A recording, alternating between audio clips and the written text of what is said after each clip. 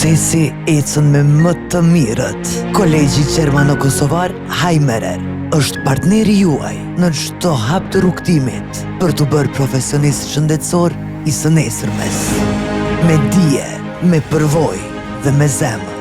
Në Kolegjin Hajmerer përgatiten liderët e ardhshëm të institucioneve shëndetësore. Nga shkëmbimet ndërkombëtare, praktikat profesionale, deri tek punësimi garantuar, me programe unike në fushat e shëndetësisë, të akredituara ndërkombëtarisht. Në Kolegjin Hajmerer mund të studioni në nivelin bachelor, infermieri, logopedi, ergoterapi, teknik laboratori dhe psikologji. Në nivelin master, infermierie avancuar, kujdes shëndetësor digital, menaxhim shëndetësor, shkenca laboratorike mjekësore dhe psikologji klinike.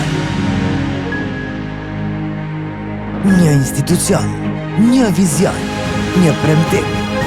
Për momente të tilla krenarie, që shënojnë fillimin e një rrugtimi përjetësisht profesional.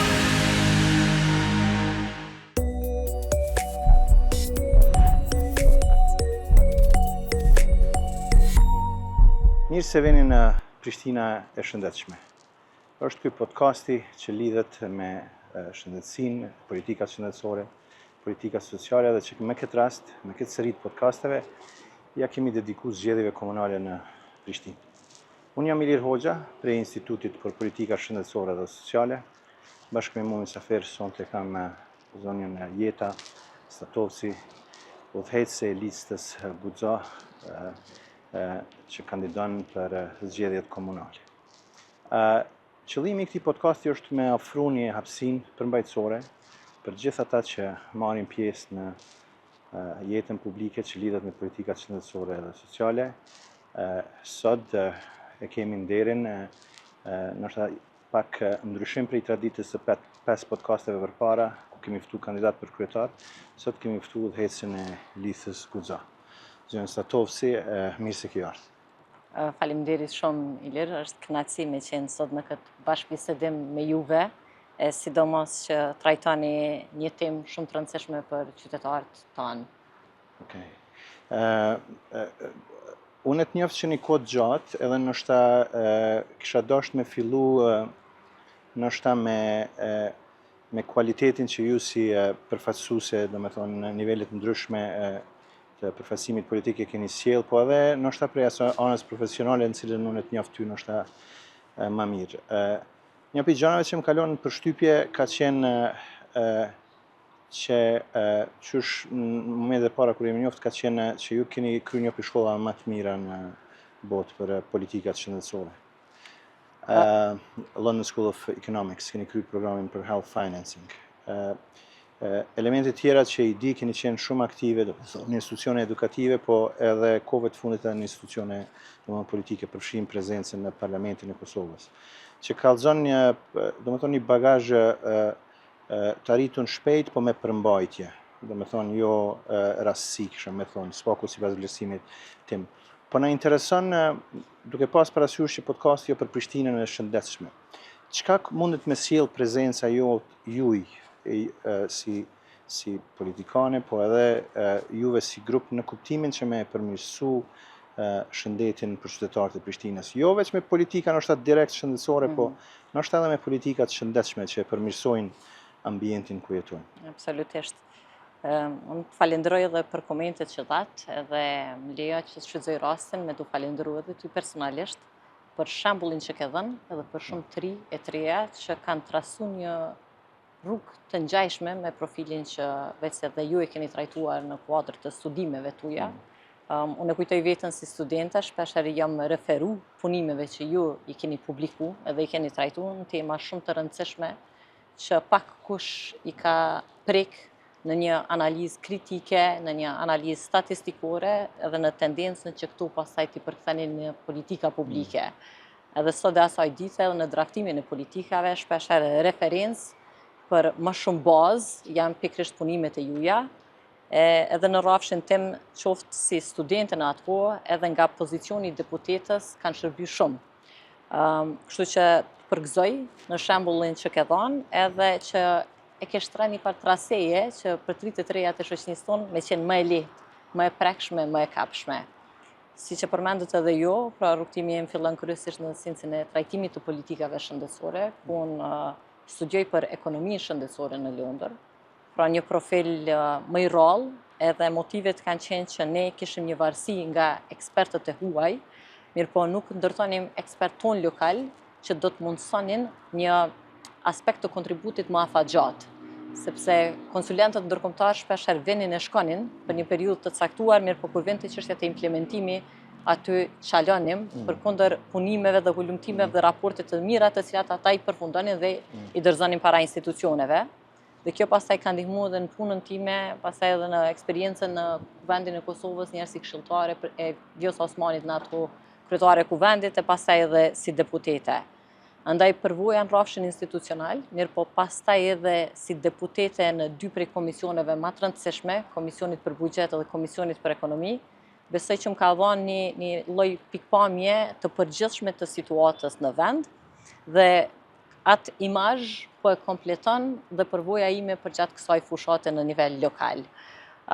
Shoh një Prishtinë e cila aktualisht ndeshet nga 2 realitete, ka një fokus të madh në disa çështje të cilat jo domosdoshmërisht përkojnë me nevojat e përditshme të qytetarit tonë, qofshin ato në infrastrukturën bazike dhe elementare, qofshin ato në infrastrukturën arsimore, mirë po gjithashtu edhe në atë shëndetësore.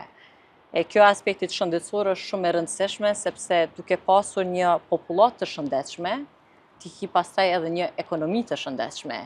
Këto janë faktorë të cilët ndërlidhen ngushtë dhe mendoj që duhet ta ketë një vend të merituar në programin e secilit nga kandidatët, edhe në çështjet të cilat ngritin secili nga kandidatët në një vëmendje shumë të theksuar.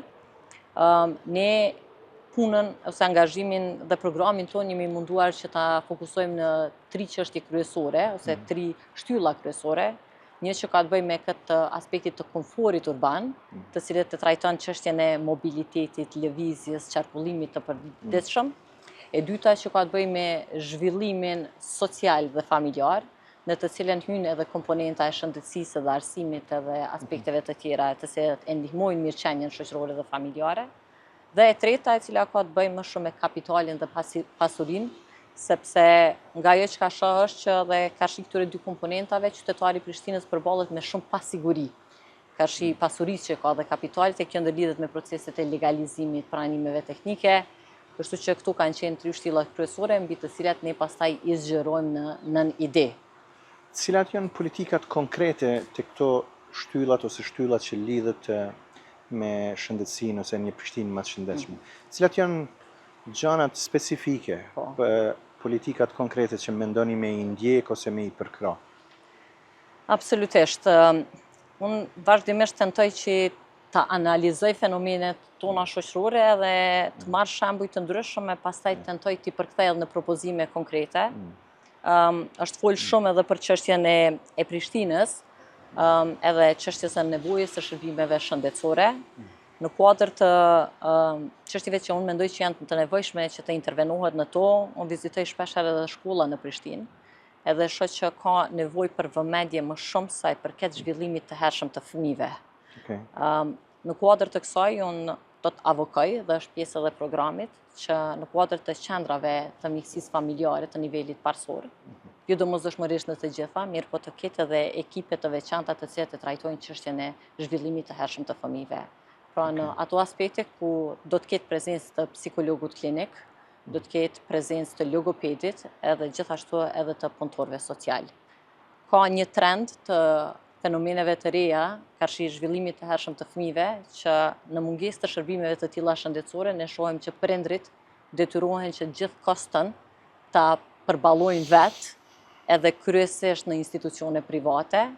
E duke qenë një rrethon shoqëror, mendoj që duhet domosdoshmërisht të inkorporohet edhe në nivelin parsor shëndetësor, që kjo çështje të bashkëtrajtohet me institucionet tona shëndetësore dhe kur është nevoja të kemi adresën tek psikologu klinik, tek logopedi, tek punëtori social që do të ndihmonte në këtë zhvillimin e hershëm të fëmijëve. Pse është kjo me rëndësi? A është me rëndësi veç për shkak barës prindve apo statistikat tregojnë që nime është e nevojshme kjo në Kosovë. Edhe çka është zhvillimi i hershëm, çka po nënkuptonin është më saktësisht? Ritmi i prindve edhe i familjeve sot ka ndryshuar dhe gjithashtu edhe ekspozimi i fëmijëve ndaj telefonave mobile, do të thonë pajisjeve elektronike, po e shohim që shpesh herë po e lën një mangësi për arsye që nuk po e stimulon shumë të menduarit. Do të thonë po e krijon një lloj pasiviteti tek ta dhe në kuadër të sciencit të saj, pra po din të ndikoj pra jo në raport mirë të zhvillimit të tyre të hershëm. Them drejtën ka dhe raste të autizmit, kur vizitoj institucionet arsimore, shpesh më thonë që ka shumë klasa në të cilat ka prezencë të fëmijëve të një spektrumit të autizmit, mirë po një pjesë e fëmijëve, pra duhet që familjet të mbulojnë të gjithë kostën e vet. Dhe kjo po krijon një ngarkesë qoftë emocionale, qoftë familjare dhe financiare për ta. Dhe mendoj që duke i parë këto rrethana është mirë që të kemi pra ekipe të cilat i trajtojnë çështjen e zhvillimit të hershëm të fëmijëve tek përmes ekipeve që do të përbënin pra logopedin, psikologun klinik si dhe punëtorin social, që do të jetë diçka në të cilën tentojmë ta aplikojmë dhe ta shtyjmë tutje. Kjo në një farë mënyre do të shtyn përpara zhvillimin e kapacitetit për me ofru këtë shërbime në kuadër të institucioneve publike, Absolut. që mos me pas nevojë prind me i marrë në institucione private ose kjo është edhe në përputhje edhe me dokumentacionin e prodhuar nga Ministria e Shëndetësisë, sepse ne e dimë se si ndërlidhen edhe çështjet e organizimit të nivelit parësor, dytësor dhe tretësor. Andaj duke qenë në linjë me diçka që është veç tashmë para pa, do të jetë edhe një prej pikave që ne do të jemi shumë insistues që të realizohet, mundsohet dhe të kemi ekipe të tilla profesionistash, pra edhe në qendra të ndryshme të mikësisë familjare në Prishtinë. Gjithashtu kemi të bëjmë edhe me poliklinikën stomatologjike në Prishtinë, të cilën shëndeti dental, domethënë. Absolutisht. Në listën tonë pra kemi edhe shumë profesionistë shëndetësor, e disa prej tyre janë pikërisht edhe të profilit të stomatologëve, të cilët thirren në politika për çështjet të shëndetit dentar, mirë po dhe për funksionalizimin e plot të poliklinikës stomatologjike në Prishtinë. Ne e dimë që aktualisht qysh është i strukturuar sistemi jonë shëndetësor, ne kemi një mbingarkesë sa i përket SHSKUK-s, sepse shërbimet nuk janë vetëm për qytetarët e Prishtinës, mirë po janë për qytetarët e gjithë Kosovës, dhe kjo krijon lista të pritjes, dhe në këtë rast pra krijon një disavantazh për qytetarët e Prishtinës. Andaj përmes një funksionalizimi të plotë të saj dhe ofrimit të shërbimeve dytësore dhe tretësore, besoj që do t'i ndihmonte edhe në shkarkimin e barrës në institucione të saktuara, mirë po edhe në ofrimin e shërbimeve sa i përket nevojave qytetare në raport me shëndetin dentar.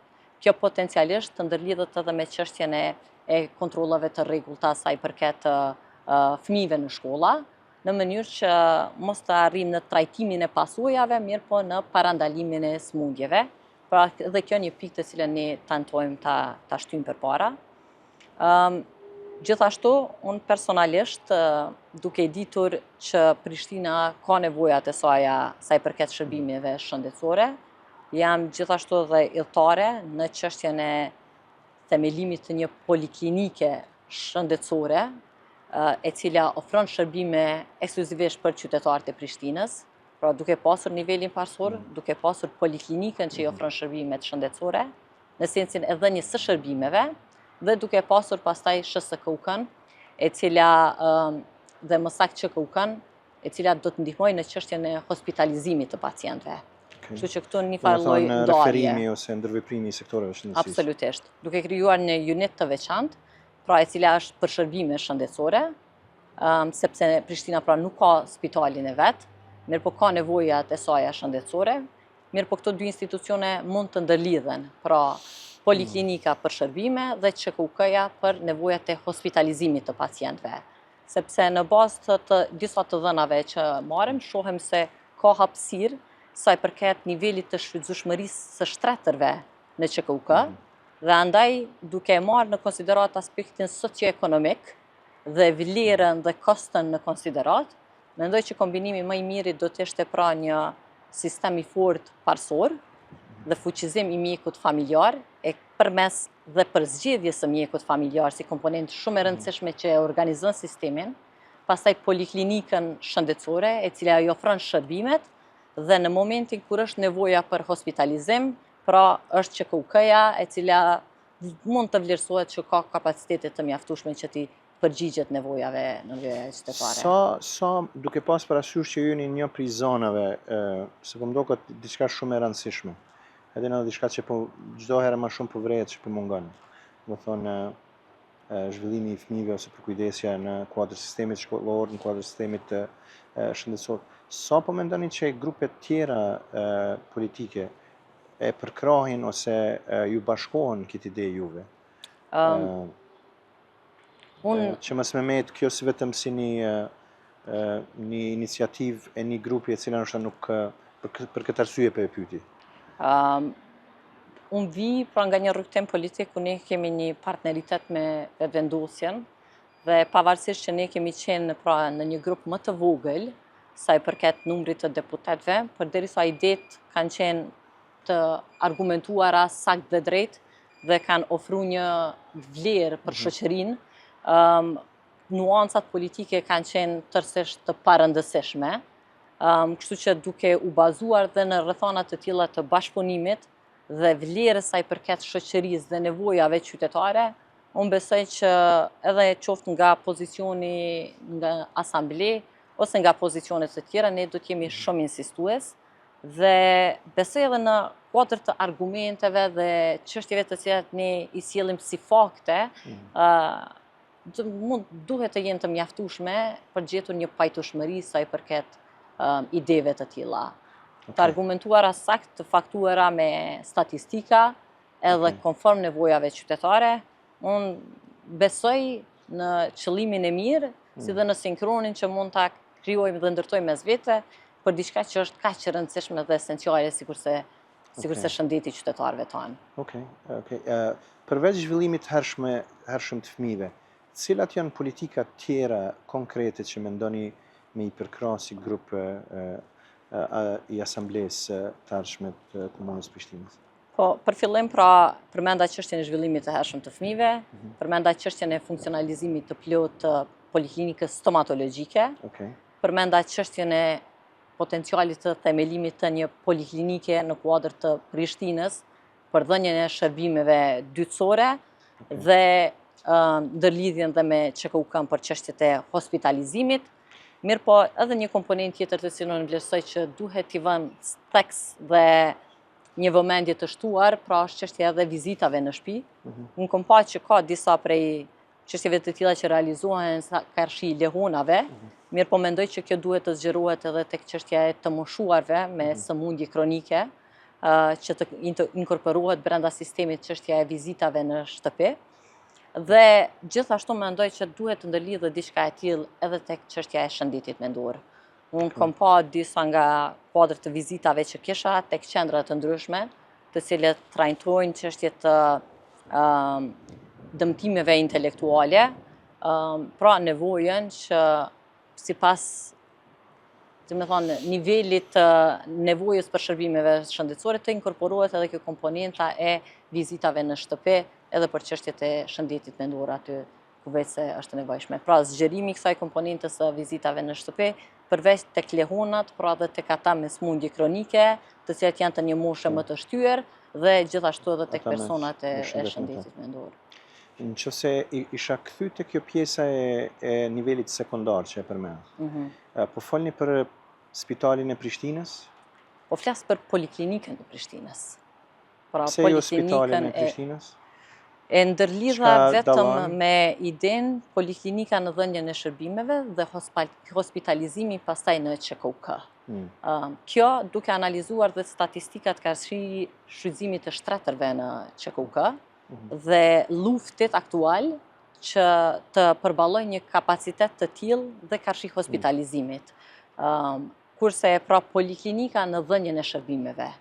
Pra sepse ne kur kjo kish me qenë kuadër të kujdesit primar apo kish me qenë institucion i veçantë apo kjo do të kishte qenë institucion i veçantë. Në atë pamjen në të cilën i nivelit sekondar. Absolutisht, pra, i nivelit sekondar, këto e shoh pra nevojën e ndërlidhjes së komunës së bashku me Ministrinë e Shëndetësisë dhe mendoj që duke parë infrastrukturën aktuale shëndetësore që e kemi dhe mungesën e kësaj hallkës dytësore në Prishtinë, ku ne kemi parësor dhe kemi tretësor, dhe edhe për nevojat të shërbimeve ne detyrohemi të shkojmë në QKUK, aty ku është niveli i një klinike universitare të nivelit tretësor, dhe kjo për shkak edhe ngarkesës që ka QKUK-ja duke qenë pika referente për gjithë Kosovën, mendoj që këtu duhet intervenuar edhe me një institucion të radhës, një poliklinik, që ka të bëjë vetëm me dhënien e shërbimeve shëndetësore karshi qytetarëve të Prishtinës. Dhe kur është nevoja për hospitalizim, është QKUK-ja në atë rast. Okej. Kjo, po më vjen interesant është tjera parë që për ndëgjoj këtë ide. Përpara është diskutu edhe është faktikisht në zgjedhjet e kalume që se zgaboj lidhja demokratike ka pas si një prej projekteve kryesore që e kanë theksu spitalin e Prishtinës. Edhe kjo është tjera parë që për ndëgjoj që këtë idenë për nivelin sekondar. Baza ligjore a e lejon një gjatë tillë? Qysh ish akomodu kjo në bazën ligjore, kur e dim që për shembull nivelin sekondar janë vetëm spitalet rajonale, nëse e di, ndoshta mundesh me më korrigju. Domethënë në çfarë mënyre kish me qenë kjo e integruar në kuadër sistemit aktual publik, domethënë sekondar? Andaj edhe e ceka që këtu do duhet të ketë një bashkëpunim në mes të komunës dhe Ministrisë së Shëndetësisë, në mënyrë që të rregullohet edhe kuadër të infrastrukturës së saj ligjore, mirë po duke e parë sistemin, duke analizuar sistemin, mirë po edhe nga këndvështrimi i një ekonomiste shëndetësore, ku ne analizojmë vlerën që sjell në treg, gjithashtu edhe kostën të cilën e sjell. Mendoj që ndërlidhja e këtyre dy institucioneve, pra shërbimet në poliklinik dhe hospitalizimin në QKUK, i mbulon çështjen e nevojave, si dhe ka më shumë racionalitet karshi shpenzueshmërisë së paras publike. Duke e qenë se këto dy institucione pra janë vetë në Prishtinë. Kështu që unë jam e hapur edhe për mendime ndryshe, mirë po kjo është si një ide e cila mendoj që do ishte përgjigjur në një rrethon Po më duket interesant se problemi me spitalin e Prishtinës për shembull ka qenë ide e mirë, po unë sot që s'është e nevojshme, tu pas parasysh që niveli terciar është shpesh i ngarkuar në Prishtinë, jo vetëm prej primarit Prishtinës, bile ndoshta prej primarit mas pakti, po prej sekondarëve tjera. Kjo po më duket si një ide ndoshta më praktike se me u mundu edhe një spital me botu pas parasysh sa resurse duhen njerëzore që s'janë. Absolutisht. Mos të folim për ato tjera financiare që ndoshta më lehtë gjenden se këto njerëzore. Kështu që duke ditur sa kosto prodhon aspekti i administratës, i aspekteve dhe rrethonave të tjera burokratike, procedurale, shpenzimeve të dyfishta pra në aspektin e mirëmbajtjes, utilities e gjanave të tjera, në qoftë se ne i vendosëm i inkorporojmë pra poliklinikën për shërbime dhe QKUK-n për hospitalizim, e cila ka dhe këtë aspektin e multidisciplinar dhe multifunksional të profileve të ndryshme shëndetësore, sepse kur dikush hospitalizohet, kohëve të fundit po e shohëm që ka shumë raste ku ka dikush 2 e më shumë sëmundje kronike dhe duke qenë niveli terciar nga të gjitha profilet shëndetësore, e bën dhe më të lehtë menaxhimin e një pacienti i cili mund të ketë për shembull hipertension dhe diabet. Dhe hospitalizimi pra bëhet pikërisht në QKUK, ku janë të gjitha profilet e profesionistëve shëndetësor, si dhe një tradit tashmë e trajtimit të pacientëve dhe ekspertizës të tillë. Mirë po mos të detyrohet qytetari i Prishtinës për një shërbim ndoshta bazik sekondar, le të themi ginekologjik, të shkojë në nivel terciar dhe të pres në radhë me gjithë Kosovën, mirë po mund faktikisht ta realizoj marrjen e atij shërbimit shëndetësor brenda një poliklinike për qytetin. Kështu që kështu e kam mendu, mirë po duke qenë gjithmonë e hapur për mendime ndryshe edhe vlerësime, e sidomos dhe vlerësimin e juaj. Jo, e dhash një mënyrë vlerësimin, është e raport që po ndëgjoj, edhe sfidat që i kam pas kjo ideja e spitalit Prishtinës, edhe pse mu ka duke mirë, se mu ka duke një gjatë që nështë e pa të mbo dhe një punim për atë punë në kuadrët të institutit, ka qenë që një e adreson një nevojë që nuk është të adresu, dy e lën që kukën me u zhvillu në ato çka është e destinume. Më thonë niveli terciari, kujdesi shëndetësor, cilën për shkak kërkesës rritun për shërbime nështë edhe primare, sekundare, nuk mundet me realizu në plotni.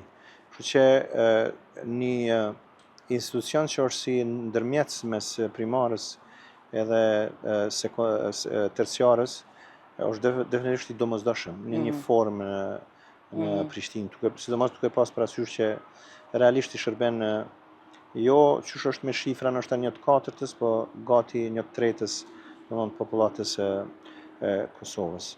Kisha dash nështë me ndimin e juj, duke pas parasysh që shëndetësia është një prej temave me rëndësi dhe shëndetësia e komunës Prishtinës primari ka funksionu relativisht mirë, gati në çdo vlerësim, domethënë dalin vlerësimet shumë të mira, kështu që kam përshtypjen se çdo tendencë me u mënu me bëni politikë duan në shëndetësisë, ish dashur me sjellën rezultate pozitive.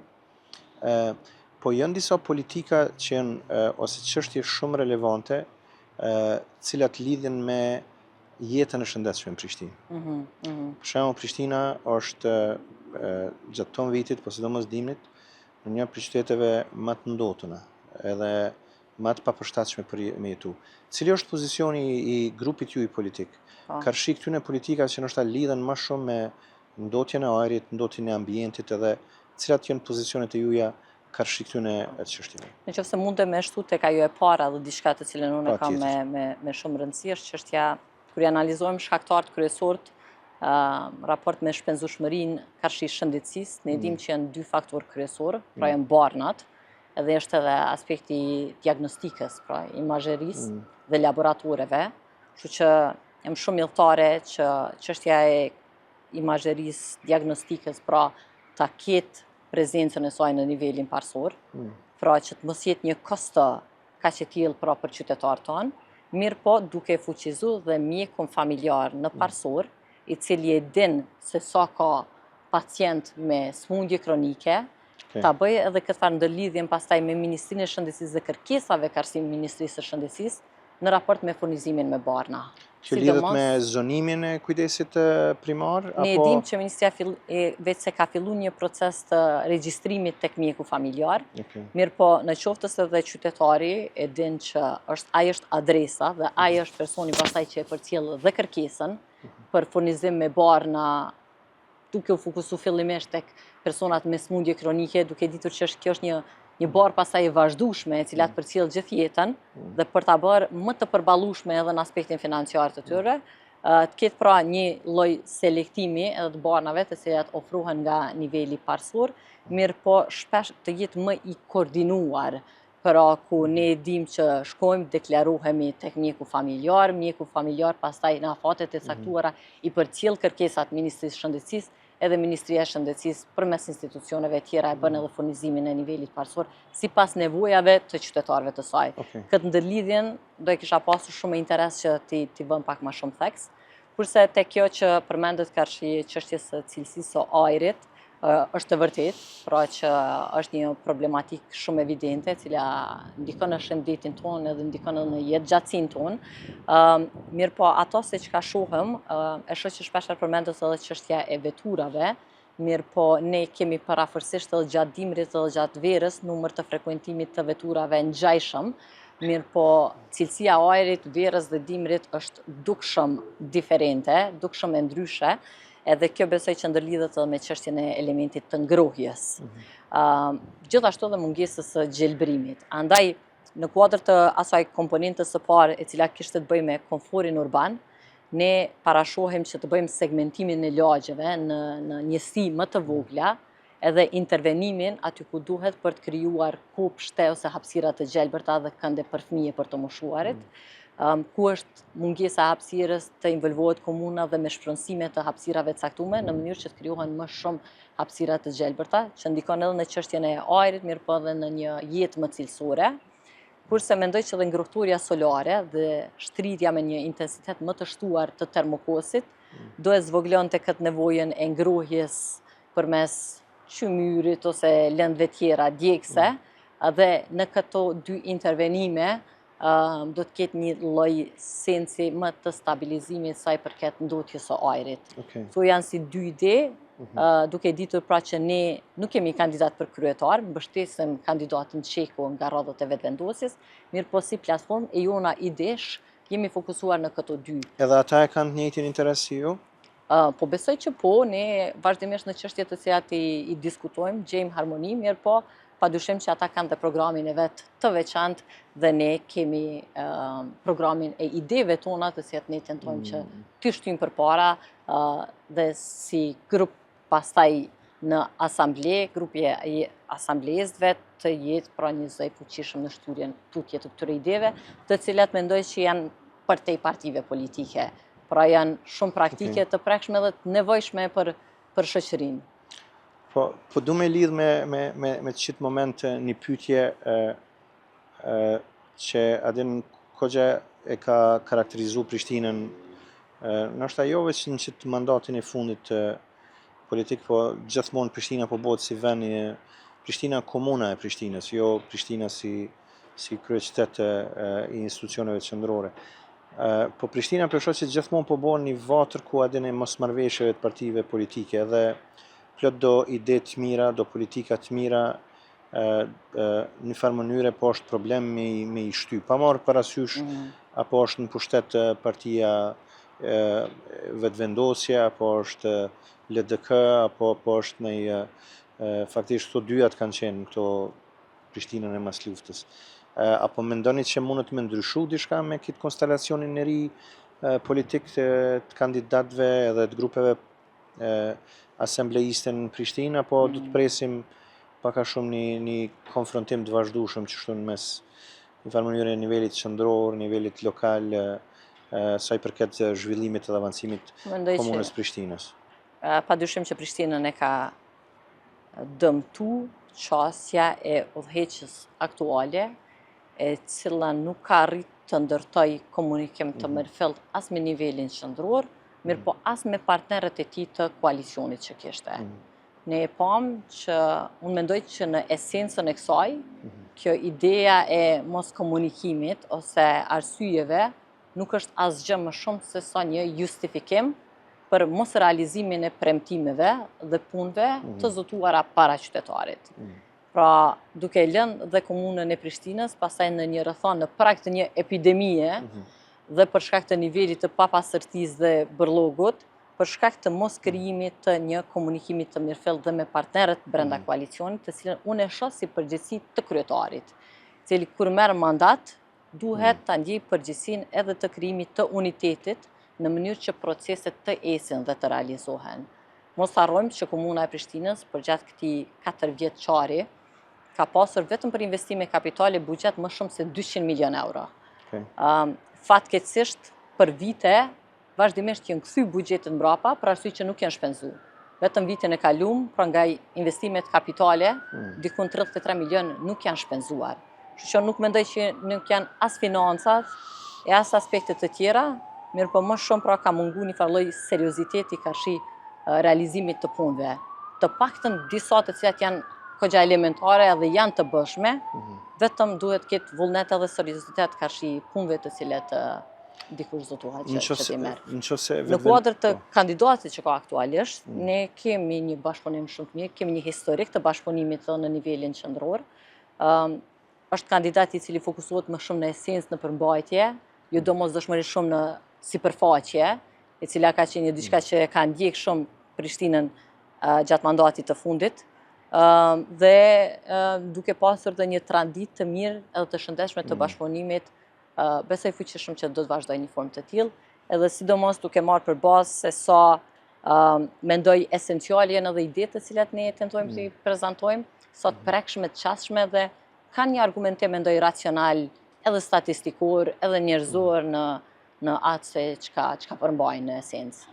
Në rastin e fitimit zgjedhjeve prej kandidatit Lëvizjes Vetëvendosje për kryetar të komunës zoti Qeku, a do të jeni ju pjesë e udhëheqjes të strukturave të komunës, nëse do të jeni pjesë është ndonjë preferencë ndoshta për departamente të caktuara që ju synoni me luajt një rol më aktiv? Nëse është diçka që Kjo po besoj e gjitha do varet pastaj pas rezultatit, sepse mendoj që kjo do të jetë shumë komponente dhe pastaj edhe e kontributit që ne japim, qoftë edhe përmes numrit të asamblezëve e rrethonave të tjera, mirë po edhe bashkëpunimit që kemi paraprakisht, ku ne mbështesim kandidatin e lëvizjes vetëvendosje, mirë po ne as gjatë procesit të niveleve dhe zgjedhjeve të nivelit nacional, as në këtë lokal, nuk është që na paraprin diskutime të tilla. Të gjithë ne kemi në një mirëbesim shumë të shëndosh dhe pastaj dhe pozicionim të kandidatëve dhe të figurave aty ku mendojmë që japin kontribut më shumëte. Gjithmonë nuk ka një qasje vlerore. Unë e kujtoj dhe mandatin e kaluar, kam qenë një deputete për herë të parë, mirë po kam qenë nënkryetare e Komisionit për Ekonomi, sepse vija me një bagazh nga LSI-a, një prej shkollave më të forta sa i përket fushave të ekonomisë dhe është vlerësu kjo aspekti i kompetencës. Kjo është forma në cilën ne bashkëpunojmë, këtë tentojmë dhe mendojmë ta replikojmë pastaj edhe në nivelin lokal. Një shumë. A ka diçka tjetër me rëndësi që e vlen me e theksu, do me thonë për juve dhe për lëvizjen Guxo, do me thonë sa i përket kontributit juaj për një Prishtinë më të shëndetshme në mandatin e ardhshëm, që ndoshta nuk e bona unë pyetje në mënyrë direkte, që e vlen me e theksu. Një pjesë pikërisht shumë të rëndësishme, pra në programin tonë e merr pikërisht shëndetësia, ku e përmenda edhe më herët, pra çështjen e zhvillimit të hershëm të fëmijëve, me ekipe në kuadër të nivelit parësor, me poliklinikën për qytetin e Prishtinës, me ndërlidhjen e mlekut familjar, pacientëve me smundje kronike dhe furnizimit me barna, çështjen e komponentës së vizitave në shtëpi, duke zgjeruar pra edhe tek ata me smundje kronike në moshë të shtyer dhe tek ata me nevoja të shërbimeve për shëndetin mendor, si dhe rrethonave të tjera, duke pastaj intervenuar edhe në teren, në raport me paqe më shumë, hapësira të gjelbërta më shumë, ngrohtoria solare, termokosi, të dyja së bashku në çështjen e nevojave për energji të cilat pastaj po ndikojnë negativisht edhe në cilësinë e ajrit. Këtu janë pak a shumë idetë, të cilat iniciativa të cilat ne i kemi në kuadër të komponentës së dytë pra zhvillimit shoqëror dhe familjar. Pjesa tjetër pra ndërlidhet shumë edhe me ekonominë, kryesisht me ekonominë e trimëve dhe trejave tona. Unë shoh shumë të rinj kreativ, të cilët shpesh herë nuk arrin që të qasen në tregun ose tek klienti në formën e duhur. Kemi mendu për diçka siç është Pop Prishtina, pra një farë lloj tregu i cili do të vendoset në pjesët qendrore të Prishtinës, mirë po që ju mundson bizniseve të cilat janë në fazën e incubation, pra një farë lloj faze ku ata nuk e kanë të definuar qartë modelin e biznesit ose targetin e klientelës, mirë po kjo ju mundson një farë lloj qasje te klienti. Aktualisht shumica prej tyre që prodhojnë diçka vetë, qoftë në industrinë e tekstilit, ose ne kemi njërin prej kandidatëve i cili përdor plastikën dhe ndërton prototipe 3D, të cilët pastaj i marrin qytetarët për suvenire, mirë po të gjithën këtu e bojmë vetëm përmes platformave online. E platformat online janë pra çështje pak e probabilitetit nëse klienti e sheh apo nuk e sheh. Andaj të kemi pra dhe stacione fizike ku mendoj që ndikon pozitivisht në aspektin turistik, mirë po edhe në mbështetjen e bizneseve të reja, edhe fuqizimin e afaristave të rinj në Prishtinë, pra një diçka si komponente e tillë, mirë po edhe çështjen e agroparkut. Shoh që shumë fermer duhet mendojnë për gjithë ciklin e tyre të prodhimit, pra pas prodhimit, çështjen e përpunimit, çështjen e ruajtjes, çështjen e tregut, klientëve, brendimit e gjitha këto, kështu që një agropark mendoj që paktën këtë ciklin pas prodhimit do mund t'ja u kishte ndihmu edhe pastaj edhe qasjen deri tek klienti. Këtu janë disa ide që ne kemi arritur t'i përpunojmë, t'i trajtojmë, mendoj që janë përtej të rëndëmtës, edhe jenë besoj që një vlerë shtuar edhe për Prishtinën. Ajo që ka po më pëlqen edhe ju pe vërtetoni, do me thonë edhe lëvizja Guxo, që programi politik edhe idetë politike që po doni ju, po edhe grupime tjera politike janë shumë të pasura dhe duken shumë konkrete edhe afër nevojave. Ju kisha falendëruar shumë për prezencën e juaj sot. Ke shumë kënaqësi mu taku në këtë setup.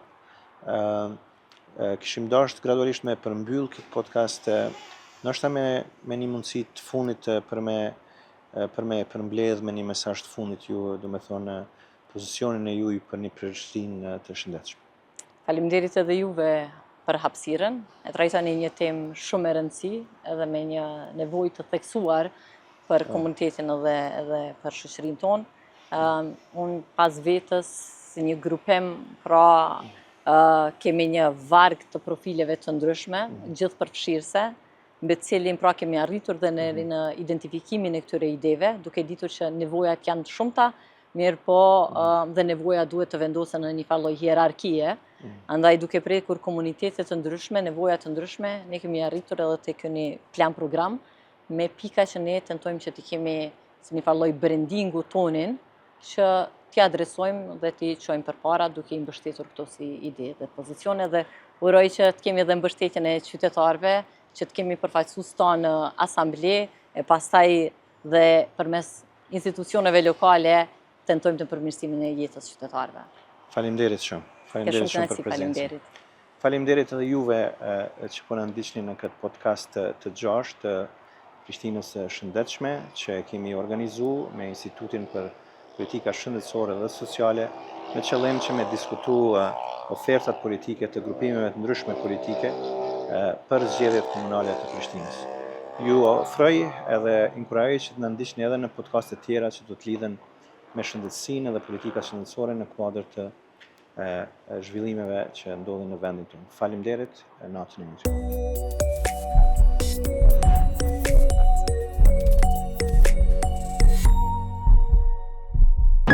Suksesi ecën me më të mirët.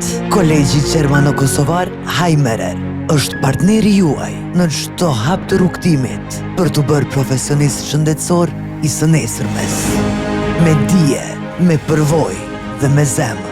Në Kolegjin Hajmerer përgatiten liderët e ardhshëm të institucioneve shëndetësore. Nga shkëmbimet ndërkombëtare, praktikat profesionale, deri tek punësimi garantuar, me programe unike në fushat e shëndetësisë, të akredituara ndërkombëtarisht. Në Kolegjin Hajmerer mund të studioni në nivelin bachelor, infermieri, logopedi, ergoterapi, teknik laboratori dhe psikologji. Në nivelin master, infermierie avancuar, kujdes shëndetësor digital, menaxhim shëndetësor, shkenca laboratorike mjekësore dhe psikologji klinike. Një institucion, një vizion, një premtim. Për momente të tilla krenarie, që shënojnë fillimin e një rrugtimi përjetësisht profesional.